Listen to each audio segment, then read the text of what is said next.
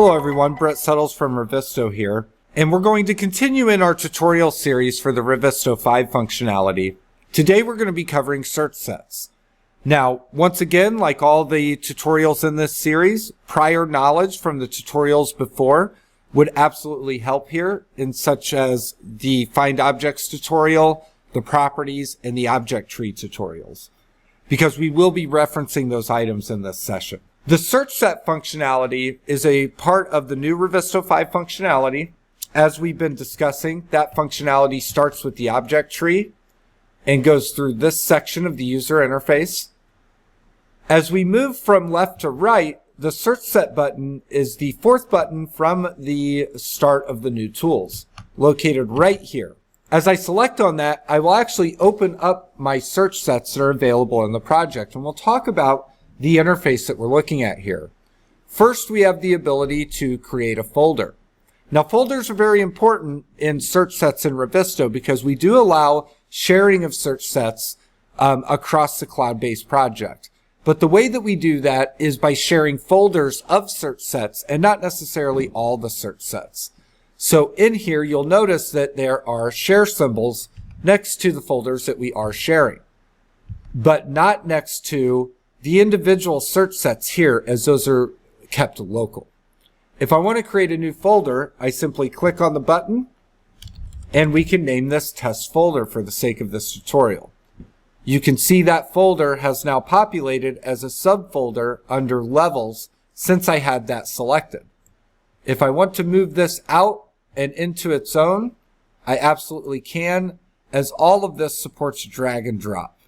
So any search set or anything that we need here, such as this Windows search set making its way up into the Windows folder, can easily be dragged and dropped so that we can easily manage these search set folders as we're sharing out with the greater team. Here we have the ability to import search sets. In this situation, we can import search sets from other Revizto projects, or we can import search sets directly from Navisworks. Now, this is really important for the clash detection workflow because if Navisworks is supplying Revizto with the clash issues, you can generate your search sets inside of Navis that facilitate your clash test and then also import them into Revizto for use here, along with the ones that you create inside of Revizto using these tools. Here we have the ability to export. This will only allow us to export in our proprietary format, as we cannot go from Revizto to Navisworks with search sets created inside of Revizto, mostly due to our extended capability and some of the things that do not match from our application to that application.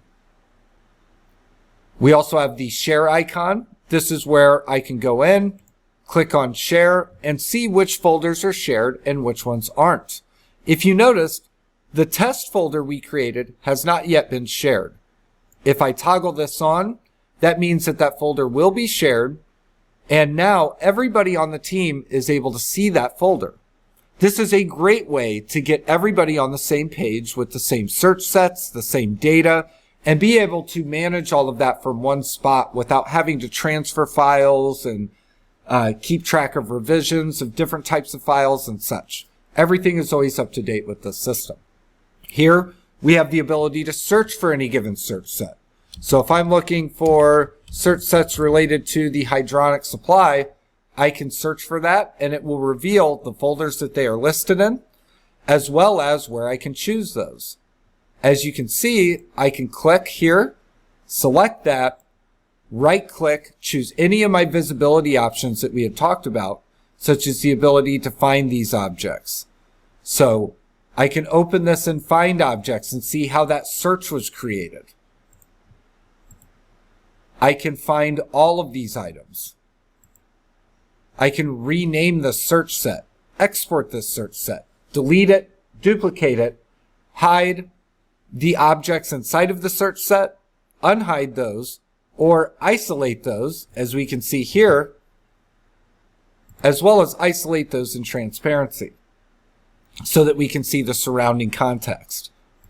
In addition to that, I can override transparency and color, all which can be undone from the object tree, as well as require these items or unrequire these in any view that is created.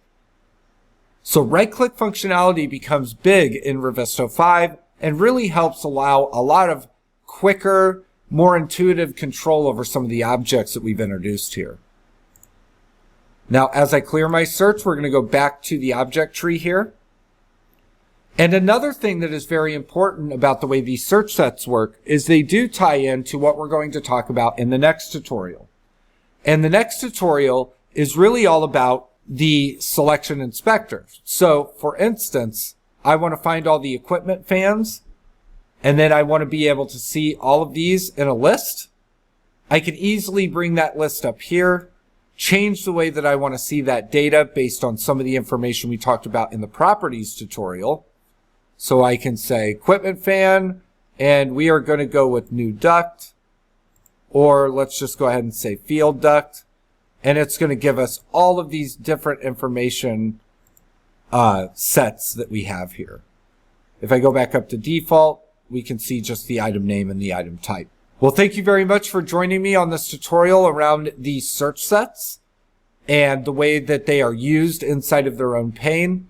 If you want to see the way that they are created, go back to the Find Objects tutorial, and that is where a lot of that information happens. You can also create these search sets from the objects pane or from the properties pane as well. So every tutorial in this Revizto 5 series is very important as all of these tools interact with each other on a normal basis. Next, we will be covering the selection inspector in detail, and then moving on to appearance profiling and then appearance templates. Thank you very much.